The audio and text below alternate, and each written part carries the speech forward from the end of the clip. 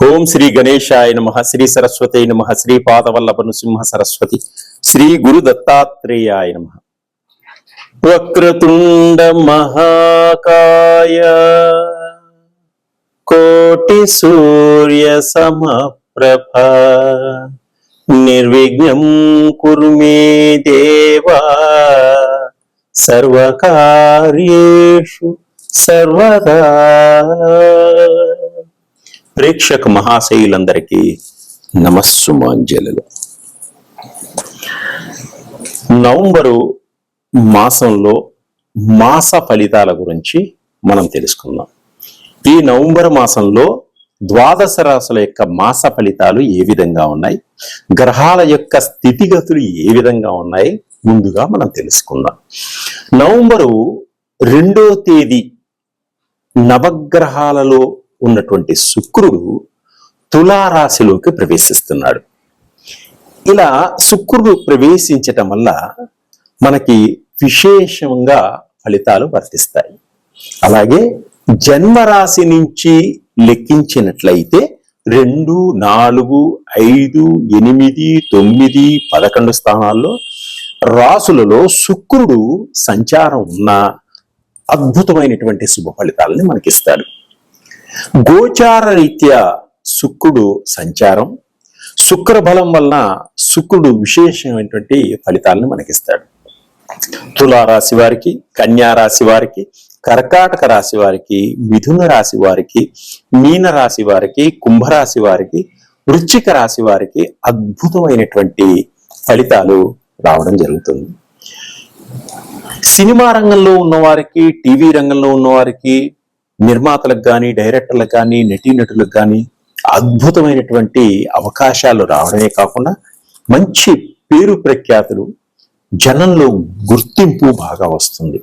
అలాగే భార్యాభర్తలు విడిపోయినటువంటి వాడు, గొడవ పడినటువంటి వాళ్ళు ఒకరికొకరు అర్థం చేసుకుని ఇప్పుడు శుక్రుడు బాగుండడం వల్ల వీరు అర్థం చేసుకుని ఒకరికొకరు కలుసుకోవడం కూడా జరుగుతుంది.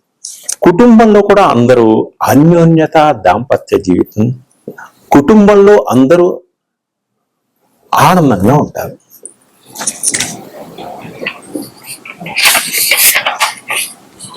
నవంబర్ 15వ తేదీ బుధుడు వృశ్చిక రాశిలో ఉన్నప్పటికీ వక్రిస్తున్నాడు. నవంబర్ 28వ తేదీ వరకు బుధుడు అద్భుతమైనటువంటి ఫలితాలను ఇస్తున్నాడు. మీ జన్మరాశి నుంచి లెక్కించినట్లయితే తులారాశి 2, సింహరాశి 4, మకర రాశి 11, మిథున రాశి 6 చాలా బాగుంటాయి. ఈ బుధుడు వక్రించడం వల్ల విద్యార్థులకు విద్యలో ముందంజ వేస్తారు. ఉద్యోగస్తులకు కూడా చాలా బాగుంటుంది. వ్యాపార రంగంలో ఉన్నవారికి మంచి రెట్టింపు ఫలితాలు రావడం జరుగుతుంది ఈ బుధుడు ఉండడం వల్ల. అలాగే నవంబర్ 16వ తేదీ ఆదివారం సూర్యుడు వృశ్చిక రాశిలో సంచరిస్తున్నాడు కనుక నెల చివరి వరకు 4 రాశుల వారికి అద్భుతంగా ఉంటుంది, కార్యసిద్ధి ఉంటుంది. మకర రాశి, కన్యా రాశి, మిథున రాశి, కుంభరాశి వారికి జన్మ రాశి నుంచి లెక్కించినట్లయితే 3, 6, 10, 11 స్థానాలకు నుంచి మంచి ఫలితాలు ఇస్తాడు. తదుపరి కుంభరాశి. ఈ కుంభరాశి వారికి ఈ మాసం చాలా బాగుంది. ఏ పనైనా సరే చక ముందుకు సాగిస్తారు, పని చేసుకుంటూ వెళ్ళిపోతారు, దూసుకుపోతారు. మీ అనుభవం కూడా మీకు కొంత ఉపయోగపడుతుంది. మీ పనుల్లో విజయాన్ని సాధిస్తారు. గృహంలో కొన్ని మార్పులు చేసుకుంటారు, కొత్త గృహాలు కొనుగోలు చేస్తారు. గృహంలో ఉండి సొంత ఇంట్లోకి వెళ్ళేటువంటి యోగం ఉంది, అద్దె ఇంట్లో నుంచి సొంత ఇంట్లోకి వెళ్ళేటువంటి యోగం ఉంది. ప్రయాణాల్లో మంచి లాభదాయకంగా ఉంటుంది. ప్రమాదాలు కూడా ఉంటాయి కాబట్టి కొంత జాగ్రత్తగా ఉండండి. సరైన సమయంలో బయలుదేరండి. వాహనాలు కొనుగోలు చేస్తారు, ఎలక్ట్రిక్ కార్లు కొనుక్కోగలుగుతారు, స్థాన మార్పిడి కలుగుతుంది. తర్వాత ఉద్యోగాల్లో స్థాన చలనం ఉంటుంది, ప్రమోషన్లు ఉంటాయి. సాఫ్ట్వేర్ రంగంలో వాళ్ళకి కొత్త కొత్త కంపెనీలో అవకాశాలు ఏర్పడతాయి. అలాగనే తలపెట్టిన పనులన్నీ సరైన సమయానికి పూర్తి చేసుకోగలుగుతారు. విద్యార్థులకు మంచి ర్యాంకులు వస్తాయి, అందరి చేత ఒక గుర్తింపు పొందగలుగుతారు. పుణ్యక్షేత్రాలని సందర్శించగలుగుతారు. అలాగే విహారయాత్రలు చేసేటువంటి యోగం కూడా ఉంది. కుటుంబంలో అందరూ మీకు సహకరిస్తారు, అందువల్ల మీరు అద్భుతంగా ఎదగగలుగుతారు. గృహాలు, ఇళ్ళులు, విల్లాలు, తోటలు కొనుగోలు చేస్తారు. మీకున్న వాటిని మంచి లాభసాటికి అమ్ముకోగలుగుతారు. మీరు అనుకున్న బడ్జెట్ కే కొన్ని కొనుక్కోగలుగుతారు తక్కువ రేటుకి. ఆర్థిక పరంగా అద్భుతంగా ముందుకు సాగగలుగుతారు. వ్యాపారస్తులకు మీ తెలివితేటలతోటి అద్భుతమైన ధనలాభం ఉంది, రెట్టింపు ధనలాభం ఉంది. కొత్త కొత్త వ్యాపారాలు పెడతారు.